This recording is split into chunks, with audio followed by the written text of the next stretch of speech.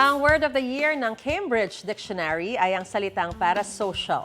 Ang parasocial po ay ang pakiramdam na may ugnayan kayo ng isang tao kahit hindi ka naman niya kilala.